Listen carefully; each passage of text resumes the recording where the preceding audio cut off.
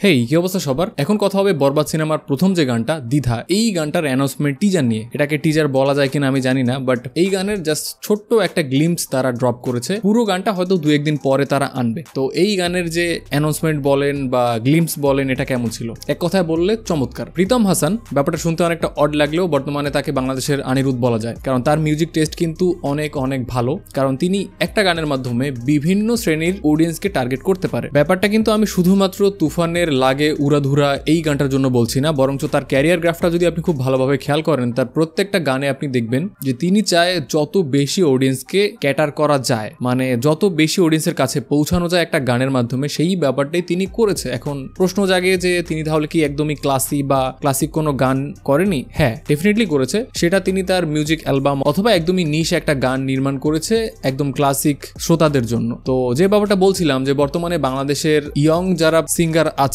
অথবা music composer আছে, তাদের মধ্যে কিন্তু Pritom Hasan one of the best, এবং এর সাথে হাবিব ওয়াহিদের নামটা চলে আসবে। এরা কিন্তু কম্পোজিশনের পার্টটা খুব চমৎকার ভাবে কভার করে, এবং এই গানের যে মিউজিক, এটা শুনে মনে হচ্ছে এটা পিওর একটা রোমান্টিক সং হতে যাচ্ছে, এবং আমার মনে হচ্ছে যে এই গানটা এই বছরের সেরা একটা রোমান্টিক সং হবে। গানটার যে মিউজিক এবং এর যে লুক অ্যান্ড ফিল বলেন, বা এখানে শাকিব খানকে যতটা ইয়ং লাগছে, এই ব্যাপারটা কিন্তু খুবই ভালো লেগেছে পার্সোনালি আমার কাছে। বিশেষ করে শাকিব খানের লুকের ব্যাপারে প্রতিবার কিন্তু সমালোচনা হয়, তাকে বিভিন্ন জোকার টাইপ লুকে বিভিন্ন গানে দেখানো হয়, যে ব্যাপারটা একদমই দেখতে ভালো লাগে না। মানে গানের সাথে আসলে তার লুকটা কোনোভাবেই যায় না। বিভিন্ন সময় আমরা ব্যাপারটা দেখে এসেছি, বাট এখানে কিন্তু সেই ব্যাপারটা একদমই হচ্ছে না, বরঞ্চ তাকে বেশ সুইট লাগছে। তার যে চুলের কাটটা, তার যে লুক, এই পুরো ব্যাপারটার মধ্যে কিন্তু বেশ ভালো একটা কম্বিনেশন আছে। অন্যদিকে ইদিকা পালকে নিয়ে যদি বলি, দেন রিসেন্ট টাইমে তিনি যতগুলো সিনেমা করেছে প্রত্যেকটা সিনেমা সুপারহিট হয়েছে। প্রিয়তমা থেকে শুরু করে ব্যাক টু ব্যাক অনেকগুলো সিনেমায় তিনি কাজ করেছে ঠিকই, বাট প্রত্যেকটা সিনেমা সারপ্রাইজিংলি বক্স অফিসে জাস্ট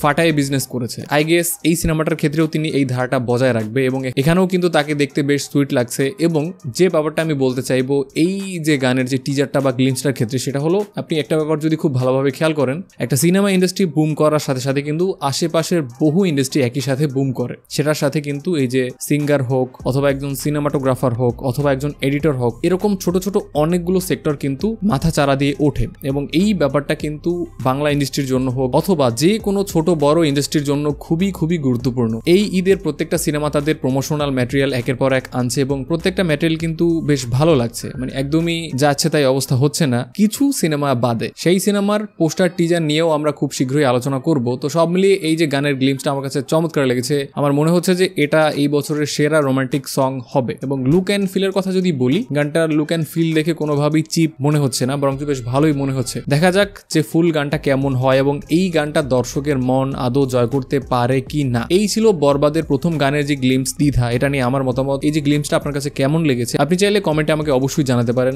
ভিডিওটা দেখার জন্য অসংখ্য ধন্যবাদ। আপনার সাথে দেখা হচ্ছে খুব শীঘ্রই। Till then, tata.